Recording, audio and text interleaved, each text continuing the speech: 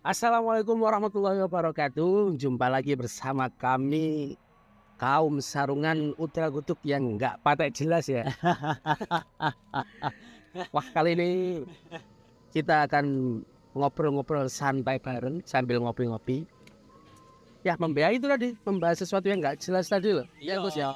Kan nggak jelas. Kita itu emang nggak jelas, tapi insya Allah super jelas. Sing paling jelas dhewe wetenge iki Al Mukarram iki. Tetep Kita nggak makan, Al Mukarram makan sendiri. masyaallah. Level yang berbeda dengan rakyat jelata ini. Inti dari sebuah acara adalah suatu halal to'am. Jadi saya langsung ke intinya, Oh gitu ya Gus ya. langsung aja ke intinya. Ya oke lah Gus. Ya. Ini kok tiba-tiba kemarin tuh saya habis ada hajatan. Gus gimana itu Gus? Apa aja tani gue terus. Aku ini yang mari hajatan soalnya. Heeh. Sekarang itu lagi musim hajatan Gus. Lagi musim orang menikah. Saya mau ada beberapa orang yang pertama bertanya kepada saya Gus. Gimana? Sebaiknya kita itu menikah itu di umur berapa? Dan carinya itu yang gimana? Wah ini pasti ini penuh dengan misteri. Kok berat yo deh. Pertanyaan kedua deh lo sing berat. Oh ya. Pertanyaan pertama sih, yes, gampang-gampang angel lah ya. Pertanyaan kedua itu. Dipersingkat aja. Sebuah pernikahan itu idealnya umur berapa? Itu kan umur berapa enggak, tapi ideal. Oke. Ya kan orang-orang kan macam-macam. Terkadang ada yang nikah muda lagi kan. Enaknya itu nikah sebenarnya itu di umur yang umur berapa? Oh, jadi Terus cari jodohnya itu yang speknya bagaimana? Apakah harus kaya? Nah, itu iya. Sebagai nek udah spek idaman wis mending mundur ya. Iya. Mundur alot lah. Oke. Jadi nek masalah apa jenenge? Usia ideal untuk menikah sebenarnya kalau dalam fikih kan nggak ada batasan kapan dia harus menikah. Nah, yang ada itu kapan seseorang ini nanti wajib nikah, kapan seseorang ini sunnah menikah, kapan orang ini nanti malah haram menikah. Tapi banyak ya Gus. Makro juga ada. Tapi itu banyak anak-anak muda yang katanya kalau umur 25 itu sunnah Nabi. Iya sunnah Nabi. Sing repot maneh engko pengen melok sunnah Nabi sak wayuwe. Lah iku repot. Kalau itu ya enggak usah. Tapi ya sebenarnya nek masalah nikah itu sih nggak ada ketentuan umur berapa. Oh, yang penting pertama yang dikedepankan syarak kan siap secara mental. Mental gimana itu? Yo dia siap nggak membangun rumah tangga. Kan Mas ya, nek nggak salah Kediri itu tertinggi ya angka perceraian kelima. Kelima, Angka perceraian tertinggi nomor 5 Apa itu? nasional. Nasional. Waduh di sini. kurang handal piye jal Kediri. Berarti ini wakeh rondo rek. Oke rondo anyar nang kene. Lah ngono ndudono bahwa Wah nih Gus ini saya ajak pindah ke Malang nggak mau dia. Ternyata itu ya. ada sirinya Ada sendiri. Masya Allah. Iku yes mengenai kesiapan usia mental sih ketika dia itu memang sudah benar-benar pengen untuk berkembang biak. Itu mana lo ya berkembang biak itu dalam arti ingin melampiaskan nafsunya dan nggak bisa ditahan.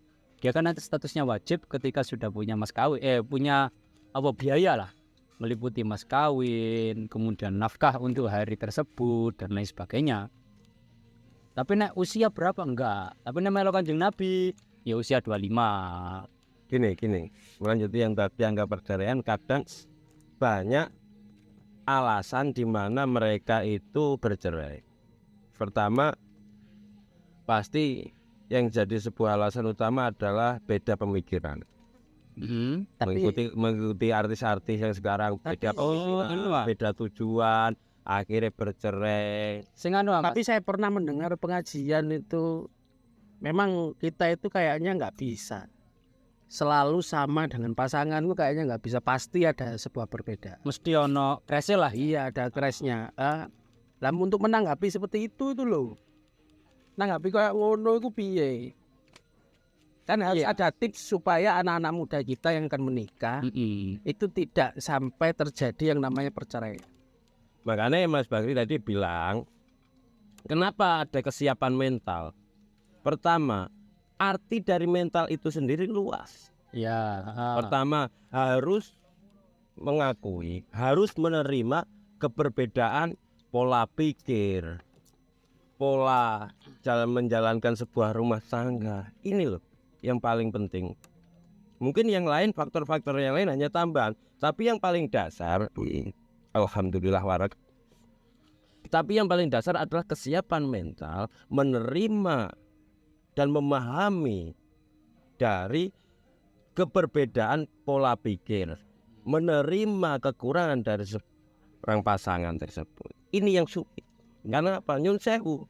Banyak ketika kalau zaman sekarang kan pacaran dulu baru menikah. Oke, dalam viral ketika banget itu. mungkin ini memang nggak boleh lah, di agama Islam nggak boleh pacaran. Tapi sudah jadi rahasia umum. Ya tetap dihukumi haram itu lah ya. Ojo ngoleno bareng semua. Sing gak oleh. Oleh rek pacaran tuh. Dalam pacaran nggak mungkin kita melihat kekurangan dari pasangan. Jelas kita hanya melihat dari kelebihan seorang pasangan.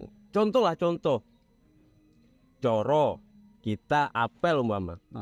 Gak mungkin kita nggak mandi, gak mungkin kita nggak parfum, mata ganteng untuk menunjukkan kelebihan. Pasangan juga gitu, menutupi sebuah kekurangan. Oh, lho, rungokno. Si. Iki enggak curhat kan, Mas? Gak. Enggak curhat kan? Ya 50% curhat. Anak-anak muda rungokno. Ternyata cinta sejati itu adalah siapa yang mau menerima kekurangan pasangannya tapi tidak mau menerima kelebihannya. Dari pernikahan tersebut, ketika kita mengetahui seberapa luas, seberapa tinggi, seberapa bagus kelebihan dari pasangan-pasangan kita, setelah menikah ini akan ketahuan. Oh, pasanganku kekurangannya kayak gini. Oh, pasanganku kekurangannya kayak gini. Ini boleh kan kita sambil minum? Oh, oleh. Halal gitu. Maaf ya guys, ini gelasnya jumbo, orangnya kan jumbo. Ini orangnya kecil kan gelasnya jumbo enggak apa-apa kok. Iya. Halal. Jadi bagaimana kedewasaan dari baik itu laki-laki atau perempuan adalah menerima kekurangan dari pasangan. Nah, dari kekurangan tersebut ini ketika mau menerima dan memahami, bisa untuk melangkah berdua menjalin sebuah hubungan rumah tangga yang harmonis. Karena apa? Karena saling menerima dan memahami kekurangan pasangan. Jadi intinya bagi minimal laki-laki nih, Mas. Minimal Ya enggak. Kalau menurut saya ya laki-laki perempuan. Kan minimal nek menurut penjelasannya Gus tadi kan ngono. Karena laki-laki juga punya kekurangan, perempuan juga punya kekurangan. Oh, berarti dari masing-masing laki-laki atau perempuan juga mau nggak mau itu kesiapan mentalnya itu ditata Ya, supaya nanti yo seumpama ternyata sing lanang nek gak adus iku membunuh nemen, kasih katan ya. kasih kata nambuni nemen Sampai enggak Gus. Wah, Enggak, gini, intinya gini. Tetap yang pertama kesiapan mental adalah seorang laki-laki. Karena apa? Laki-laki adalah imam atau nahkoda sebuah kapal. Kapal akan berlayar sukses ke tujuan itu tergantung pada nahkoda. Tapi terkadang Bagaimana dia pintar untuk menyeberangi samudra kehidupan. Bagaimana dia untuk memimpin. ada sebuah makalah itu saya pernah dengar itu kadang layar itu tidak selalu menghitung nakodanya. Oh, Apa itu saya lupa itu. aku rada eling iki. Apa itu? Ya Jadi- biasa kita kan santri nggak jelas itu ya. Kurang lebih kan ngene ya, makul luma yatamanal mar'u yudrikuhu tajri riyahu bima la tastas. Nah, itu loh maksudnya. Gak kabeh sing dipingini wong iku iso kelaku. Aku Soalnya apa? Ya layar iku gak akan selalu mengikuti angin. atau terkadang layang-layang itu tidak selalu mengikuti arah Angin. mata. Ibarat sebuah jamak. satu imam satu makmum. Mungkin karena faktor ngantuk waktu sholat subuh. Gak kunut. Seharusnya makmum ikut imam ini rukuk, tapi ngantuk dia sujud. Ya, Dia nggak ingin mengikuti, akhirnya sadar, oh imamnya masih rukuk, akhirnya tetap rukuk. Itu namanya delosor. Iku jelungup. Itu namanya Garis besarnya tetap namanya pasangan itu ada kelalaian.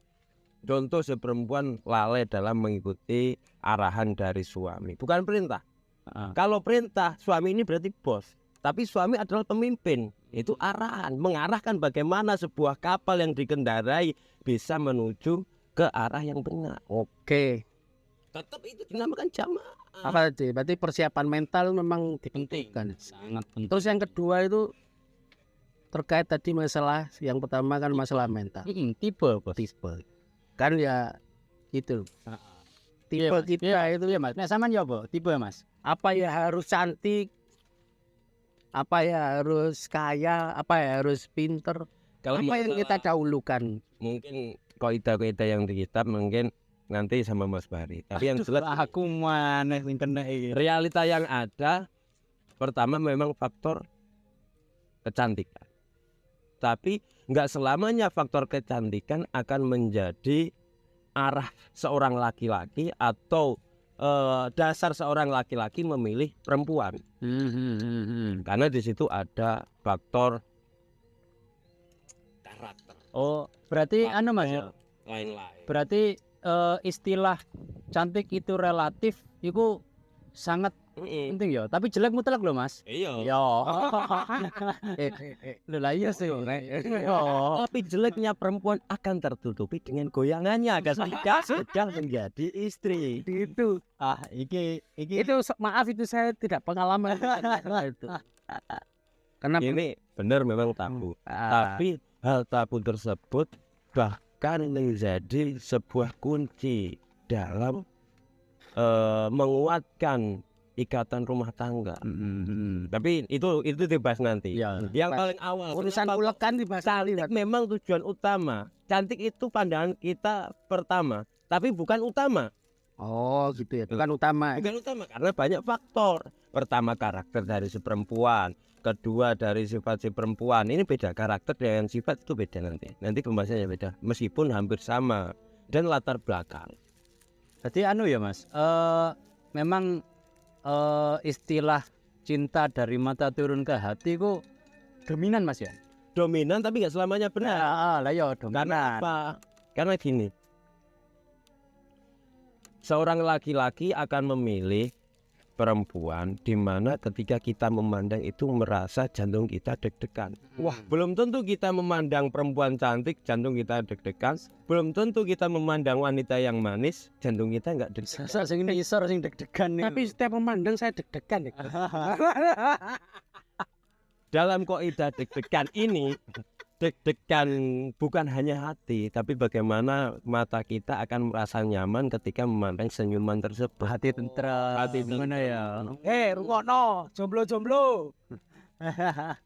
Oke, jadi tak simpulkan dulu Gus ya. Ya. Jadi Gimana? memang untuk sebuah pernikahan sendiri tetap dari untuk tipe apa bukan apa kriteria awal orang memilih itu dari look, face, wajah. Iya itu kita Karena- tidak bisa tipe. Iya. Karena mau nggak mau kan tetap manusia itu tipe-tipe bisa memilih, punya perasaan untuk memilih. Jadi wong lanang iki jerene menang milih, wong wedok menang nolak, menang nolak. itu nompo. Menang nolak wong wedok tenang, tapi aku menang milih. Tapi anak zaman sekarang beda. Piambre gelem Itu. Cinta ditolak, cinta ditolak, hotel bintang 3 bertindak. Iya, itu. Karena banyak di tiap daerah angel luar nikah atau pernikahan dalam keadaan hamil. ya. Ini meningkat. Pertama memang seorang laki-laki kayak gitu. Kedua adalah kembali lagi ke didikan orang tua. Ya. Ini faktor-faktor yang sangat penting didikan orang Oke. tua. Oke, gimana Mas Bakri? Jadi Fikihnya ini. anu sebelum berbicara itu ini kan pembahasan kita sudah agak melebar gitu ya. Melebar lagi. Mungkin untuk sesi ini Agak hot ini kayaknya. agak hot iki Agak hot. anu ya, perlu Itu sesi kedua. kita pending dulu biar besok sampean bisa ngajak kita makan-makan lagi gitu ya. Itu siap. Jadi untuk Tenang aja. kami cukupkan dulu untuk hari ini untuk bolo-bolo ruyang-ruyung yang sedang menikmati konten ini. Silakan menikmati, semoga ada hikmahnya. Dan terakhir sebagai penutup dari kami, sampai jumpa di lain waktu. Saya Hari, Saya Arif. Apal hati sebuah nama. Gus Den.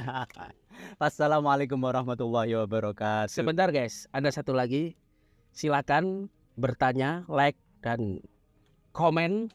Bertanya apa saja boleh. Nanti kita akan diskusikan bersama. Sesi berikutnya.